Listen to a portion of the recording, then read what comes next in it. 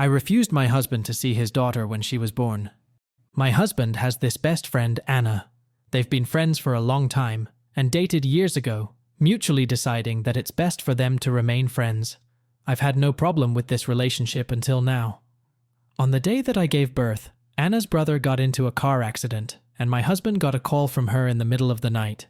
She asked him if he could drop her at the hospital her brother had been brought to, an hour away from us, since she was too scared to drive.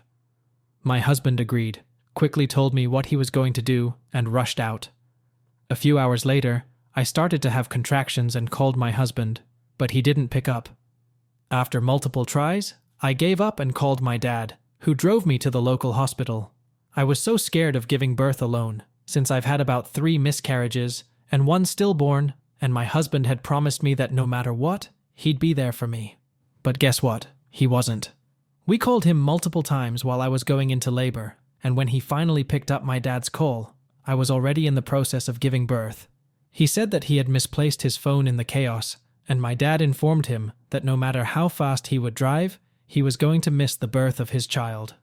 Well, you would expect my husband to still arrive as quickly as possible, but he did not.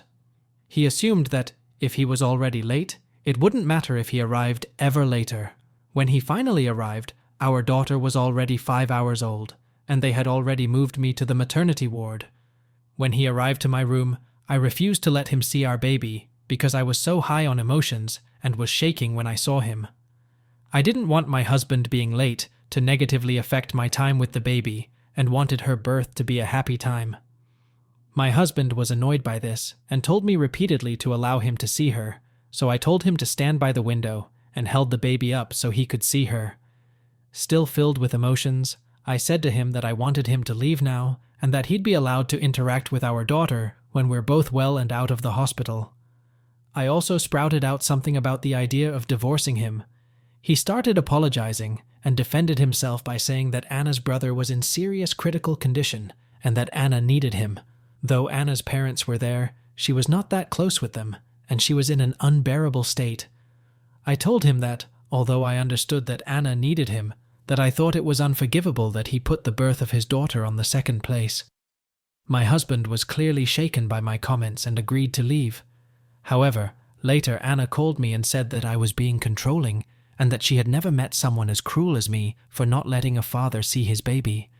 I told her that my husband had made his decision and simply hung up the phone. Now, weeks have passed, and I can't help the feeling that I might have overreacted.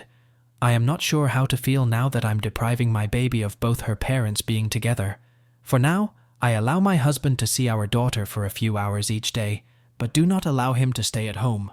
I would like to get some opinions on this. Update 1. So, I've gotten a lot of questions and allow me to answer some. Anna's brother was not in a life or death situation.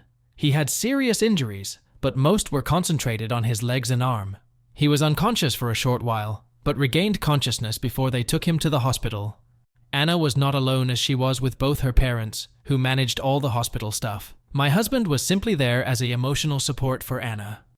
I would also like to stress that I did let my husband see and hold our baby right after I got discharged. I wanted a couple of days rest and bonding with my baby, since my emotions were so high, and I was afraid if my husband was in the room with me, I'd get stressed and something bad would happen. I may still be a cruel person, but I'm still mad at him for not putting me or our daughter on the first spot. It's not the first time he put Anna before me, and I can only forgive so many times. This one was the one that made me snap, because he had really promised he would be there for the birth of our daughter.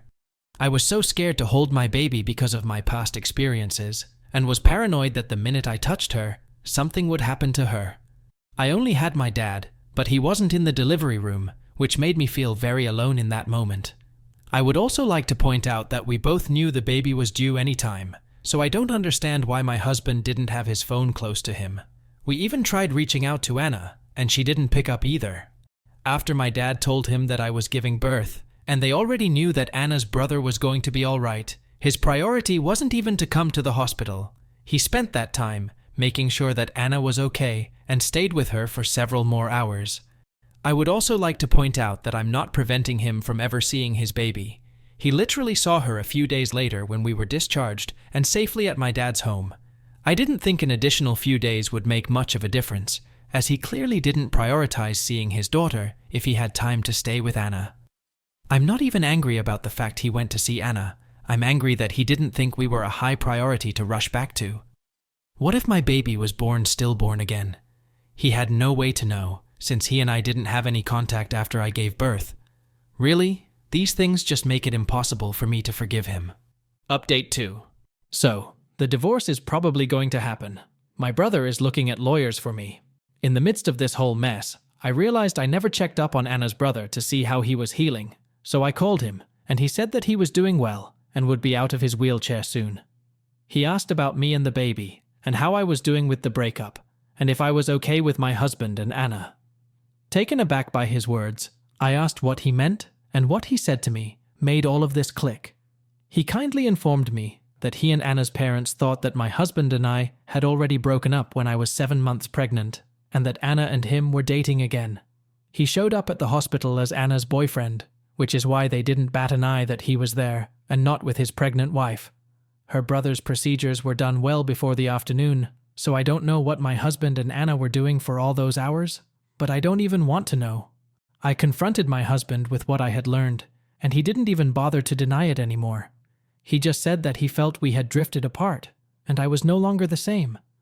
I informed him once again that I would be filing for divorce and would try to get full custody. I don't want my baby growing up to be like her father or Anna. I'll allow my daughter to see her dad, but I do not want him to be alone with her. I'm not sure what will come of it, but I guess I will have to wait and see. I would like to thank everyone for their kind words and advice. I'll likely no longer post any updates here, as I feel it is affecting my mental health, so take care, and I'll take it from here.